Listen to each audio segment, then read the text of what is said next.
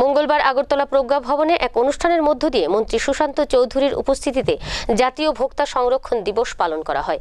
এদিনের অনুষ্ঠান থেকে মন্ত্রী সুশান্ত চৌধুরী বলেন, ভোক্তারা যাতে প্রতারণার শিকার না হয় তার জন্যই এ ধরনের সচেতনতা কর্মসূচির আয়োজন।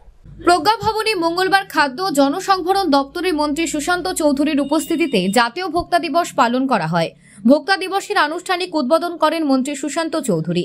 এদিন অনুষ্ঠানে বক্তব্য রাখতে গিয়ে খাদ্য ও জনসংভরণ দপ্তরের মন্ত্রী সুশান্ত চৌধুরী বলেন, ভোক্তারা যাতে কোনোভাবেই কোনো সামগ্রী ক্রয় করতে গিয়ে প্রতারণার শিকার না হন সেদিকে লক্ষ্য রেখে এই ধরনের সচেতনতামূলক কর্মসূচির আয়োজন করা হয়েছে।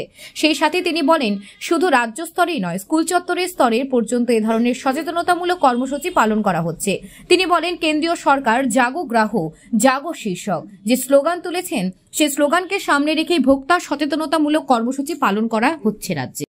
পরিবহন দপ্তর, খাদ্য দপ্তর যৌথভাবে, কারণ ড্রাগস, রোড সেফটি মানে অ্যাক্সিডেন্ট এবং আমাদের কনজিউমার প্রোটেকশন, ভোক্তা সচেতনতা, জাগরুকতা, এটা আমাদের priority.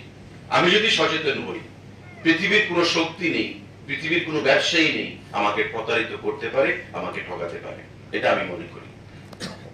If I am aware, আমার যদি নলেজ থাকে বা আমার যদি ইচ্ছা থাকে, আমি রুইদাস পাল বাবুর সাথে কথা বলবো, আমি ল সেক্রেটারির সাথে কথা বলবো যে আমাকে এভাবে ঠকানো হচ্ছে, আমি কি করতে পারি, প্লিজ গাইড মি।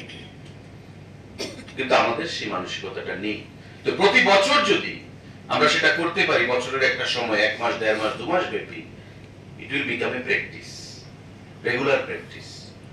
এবং সারা রাজ্যে 10টা লোক যদি সেখানে জাগরুকতা অ্যাওয়্যার হয়, সে আরো 10টাকে করবে। এভাবে একটা চেইন সারা রাজ্যে, কলেজ লেভেলে, পরবর্তী সময়ে স্কুল লেভেলেও যাওয়ার আমাদের চিন্তা ভাবনা রয়েছে। এতে করে ব্যাপক একটা সাড়া পরিলক্ষিত হবে।